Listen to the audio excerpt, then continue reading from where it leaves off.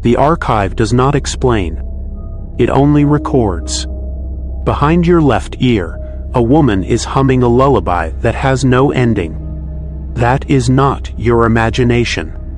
That is the archive, counting your heartbeats. The moment you hear the name Myrtles Plantation, the air in your room drops 8 degrees. You do not feel it yet, but the shadow by your closet does. Case file 89 has no closing entry. Not because we lost it. Because the plantation does not allow case files to close. It only allows them to wait. Do you want to know why? Then sit very still. And do not turn around. I am serious. Do not turn around while listening to this. Not because something is behind you now, but because turning tells the archive you are afraid. And the archive is very, very patient.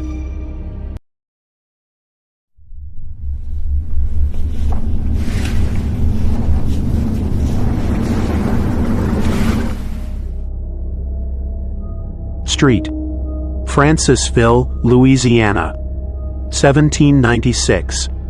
A plantation built on indigo, then cotton, then blood. The original owner died with his throat cut, not by an enemy, but by the man who called him friend. His daughter was poisoned at her own wedding breakfast. She fell face first into the cake. Her eyes stayed open for 3 hours. The family did not close them. They said the eyes were still watching. Then came the slaves, buried in unmarked ground behind the pecan trees. Their bones were never moved. The property changed hands 7 times. Each owner reported the same thing. A young girl in a green turban, standing at the foot of the bed, holding a key. She never speaks. She does not need to. She simply points at whoever is lying beside you. Now we come to the couple. Call him Declan Hayes, 27, structural engineer from Baton Rouge. Call her Miriam Ortez, 26, pediatric nurse, moved from Houston 3 years ago. They met at a grief counseling group. Declan lost his father to a stroke. Miriam lost her mother to a car accident that was not an accident. But that is another case file. They fell in love quietly. The way people fall when they have already seen how easily a life can end. Declan was white. Miriam was Latina. His family did not care. Hers did. Not because of hatred. Because of something older. Something the archive calls the wound that refuses to close. Miriam's father, Salvador Ortez, was a deacon at a small Pentecostal church in East Houston. He had buried 2 brothers in the 1990s. Gang violence. Both killed by white men. Neither killer was convicted. Salvador did not hate Declan as a person. He hated what Declan represented. A door his daughter would walk through and never come back from. "You are marrying a ghost," Salvador told her. "Not a man. A ghost of every man who took from us." Miriam married Declan anyway. Salvador did not attend the wedding, but he made a phone call that night to a woman named Mother Cora. You already know he did not call a priest. Stay with me. Mother Cora was not a priest, not a witch, not anything the law would recognize. She was a root worker from the Atchafalaya Basin, 73 years old, blind in one eye. The other eye saw things that made grown men weep without knowing why.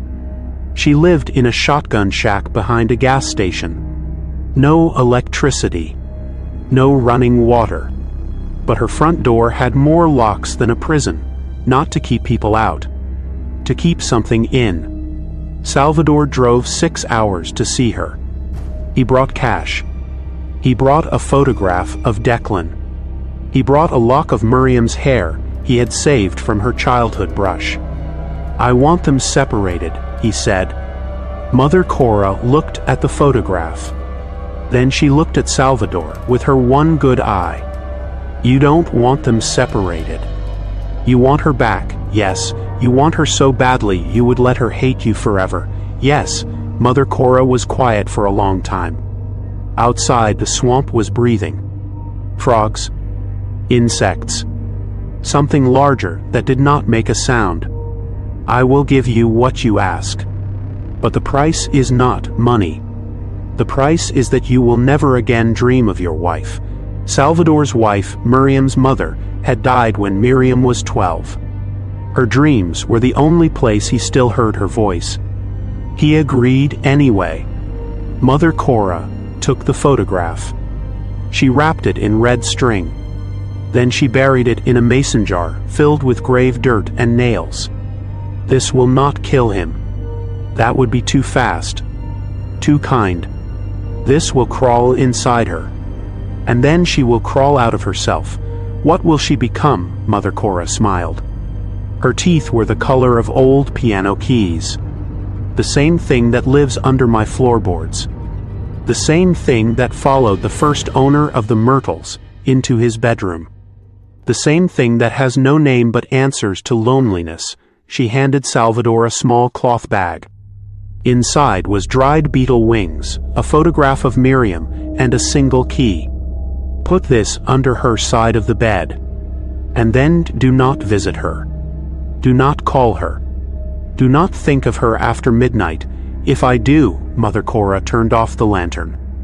In the dark, her voice came from everywhere. "Then it will find you first." Declan and Miriam moved into a rental house outside street. Francisville. Affordable. Quiet. Close to the Myrtles, though they did not know why that mattered. The first month was normal. The second month, Miriam stopped sleeping. Not insomnia. Something else. She would lie perfectly still, eyes open, staring at the ceiling. When Declan touched her shoulder, her skin was warm but her breath was cold. Cold enough to fog glass. "I'm fine," she said. But her mouth did not move correctly. The words came from the back of her throat, as if someone else was speaking through a tube. The third month, she began walking in her sleep. Declan would wake to find her standing in the kitchen, facing the wall, not moving. When he turned on the light, her shadow did not shift. Her shadow stayed exactly where it was, pointing at the back door. The fourth month, she told him about the humming. At night, she said, "A woman behind our bed. She hums the same note over and over, like she's trying to remember a song her mother taught her. But she can't remember the end." Declan held her. "It's stress. We'll see a doctor." Miriam pulled away. Her eyes were wet but her face was dry. "That's the thing. The humming isn't scary. It's familiar. Like I've heard it before. Like I've been her before." That night, Declan woke at 3 a.m. Miriam was not in bed. She was standing at the footboard, facing him. Her hands were folded over her stomach, the way bodies are folded in caskets. Her eyes were closed, but her mouth was open, and from inside her throat came a voice that was not hers. Older, thicker, wet with something that had been decaying for 2 centuries. He put the key under the mattress. "Did you check under the mattress?" Declan reached under the mattress. His fingers found a small cloth bag. Inside were dried beetle wings, a photograph of Miriam as a child, and a key. Rusted. Bent. Identical to the keys used at the Myrtles Plantation in the 1820s. He looked up. Miriam was gone. The front door was open. The porch light was off. And in the yard, barefoot in the dew, Miriam was walking toward the tree line, humming a lullaby that had no ending. Declan found her at the edge of the Myrtles property. She was standing beside the grave of the woman in the green turban. The marker was unreadable. Vines had claimed it decades ago. But Miriam was not looking at the grave. She was looking at the main house. And someone was looking back. A figure in the second-floor window. Small. Female. Wearing a green turban. She was not moving. She was not breathing. But her hand was pressed against the glass, palm flat, exactly where Miriam's heart would be if Miriam were standing inside. "Declan," Miriam said. Her voice was her own again. Small. Terrified. "She told me something. Before you woke up, what did she tell you?" Miriam turned to face him. Her left eye was brown. Her right eye was pale green. A color that did not exist in nature.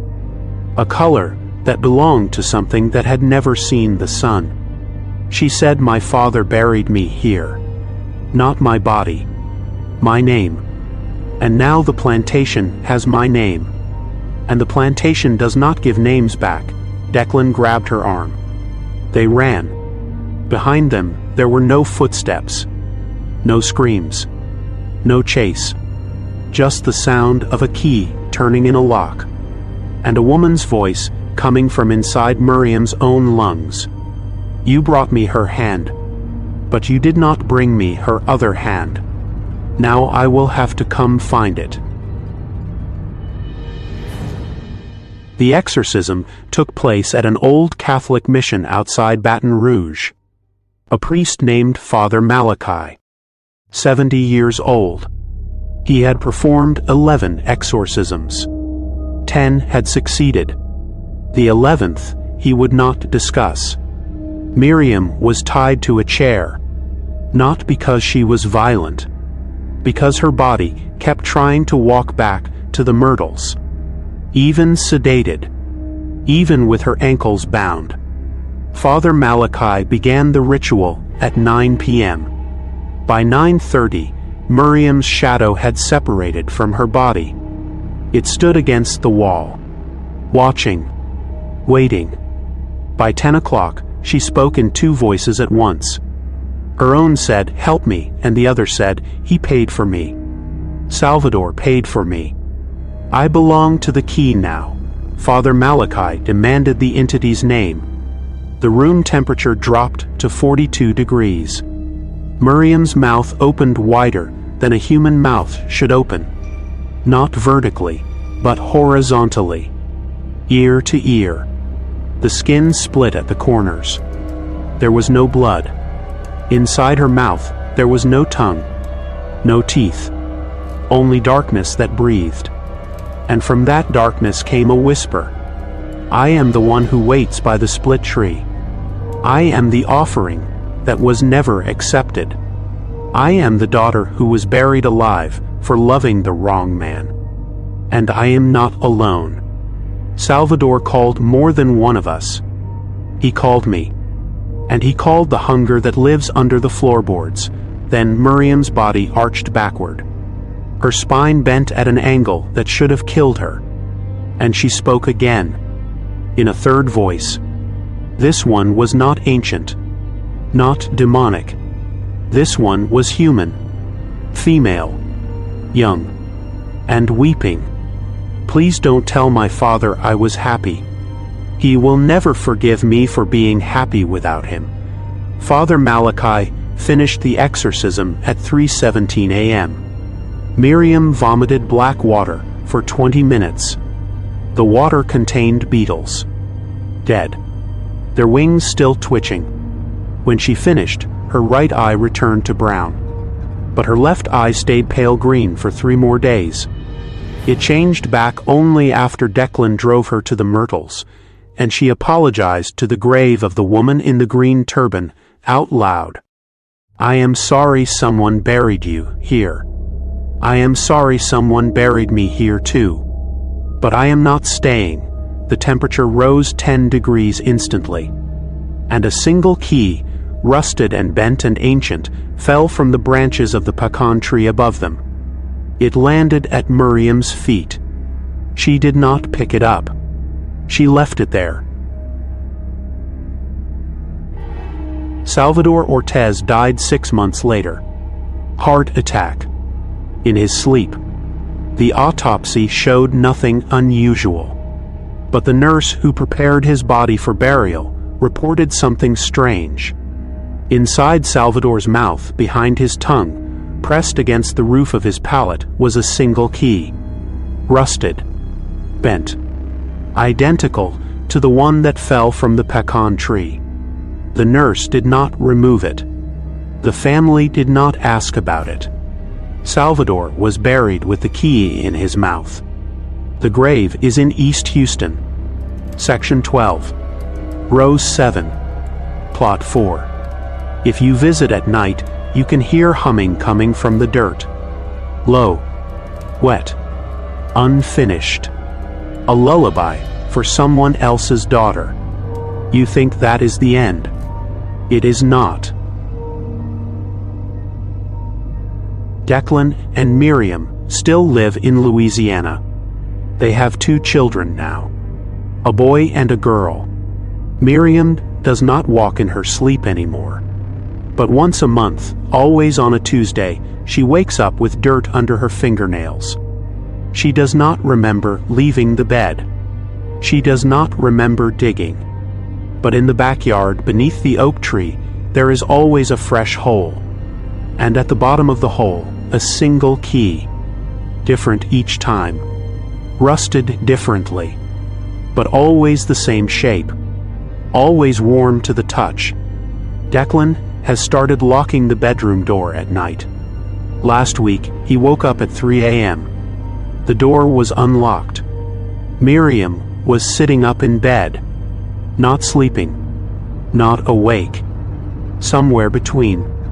And she was holding a key. She was not looking at it. She was looking at the closet. "Declan," she whispered. "She's in the closet now." She brought the other shoe. Declan turned on the lamp. The closet door was closed. But the shadow under the door was not the shadow of an empty closet. It was the shadow of a woman standing sideways, holding something small, something that had not moved in a very long time. You have now heard the name Myrtles Plantation. You have now stood where Miriam stood, not at the grave, but inside this telling. Some curses do not need blood. They only need a witness. And a witness is just a key that hasn't been turned yet. Look at your own left hand right now. Feel that weight in your palm. That is not a muscle cramp. That is not your imagination. That is a key. Rusted. Bent. Warm. The woman in the green turban is not humming anymore. She is standing behind your bedroom door. She is waiting for you to turn the key. Your front door is still open. You do not remember unlocking it. And that key you found in your coat pocket this morning, the one that does not fit any lock in your house, she put it there. For the door you forgot you had. Case file number 89 remains open. The archive does not close case files. It only collects keys. And it is still waiting. For you.